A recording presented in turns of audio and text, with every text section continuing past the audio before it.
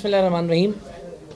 دست بستہ آپ سب سے معافی کا خواستگار ہوں اور مجھے امید ہے کہ آپ مجھے معاف فرمائیں گے. اس کی وجہ یہ ہے کہ میں یہیں موجود تھا. عمر دراز گوندر صاحب ہمارے ہی بھائی ہیں. انہوں نے مجھے کہا جی 12 منٹ کے لیے آپ آ جائیں. اب آپ لائیو ہیں تو لائیو آپ ظاہر کسی کو چھوڑ کے بھی نہیں آ سکتے اور کچھ نہیں کر سکتے, لیکن بہرحال میں اس پہ آپ سب سے معافی کا خواستگار ہوں اور مجھے امید ہے کہ آپ دل بڑا کر کے مجھے معاف فرمائیں گے سب لوگ. لیکن مجھے اندازہ ہے کہ بالکل تاخیر ہوئی, اس کے لیے معذرت. جو انسیڈنٹ پرسوں 25 تاریخ کو تقریباً 8:30 بجے 8:45 بجے کے قریب لاہور ایئرپورٹ پر ہوا, وہ اس وقت ٹاک آف دا ٹاؤن ہے, بات ہو رہی ہے اس کے اوپر. تو میرا یہ خیال تھا کہ ہم سب اس پر ذرا ایک ڈسکشن ضرور کریں. اگر میری اس میں کہیں کوئی خامی یا کوتاہی ہے تو ضرور اس کی بھی نشاندہی ہو, اور اگر میرا موقف اور نقطہ نظر آپ کی سمجھ میں آتا ہے تو ذرا اس پر بھی ہم ضرور بات کریں.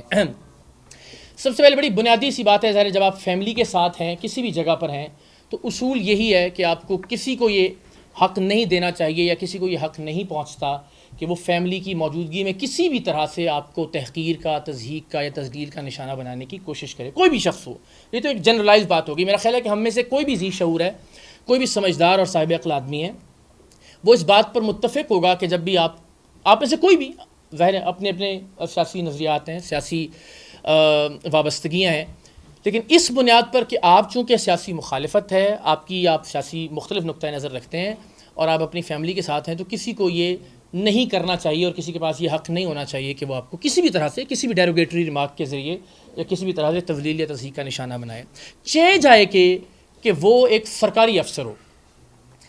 ایک آفیشیل کیپیسٹی میں, آفیشیل یونیفارم میں, امیگریشن کاؤنٹر پہ کھڑا ہو کر تعصب کا یا اپنی سیاسی وابستگی کا اظہار آپ کی تذلیل, تضحیک یا تحقیر کی شکل میں کرے.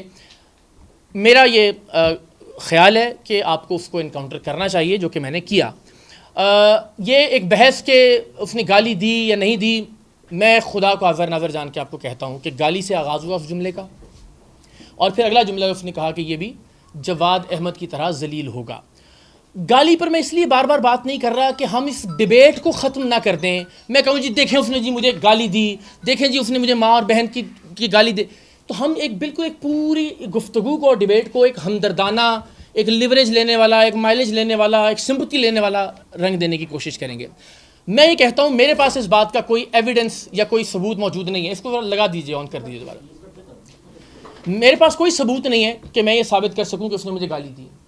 اور اس کے پاس بھی کوئی ثبوت نہیں ہے کہ وہ یہ ثابت کر سکے کہ اس نے نہیں دی. تو پھر ہم اس ڈیبیٹ میں نہیں الجھتے,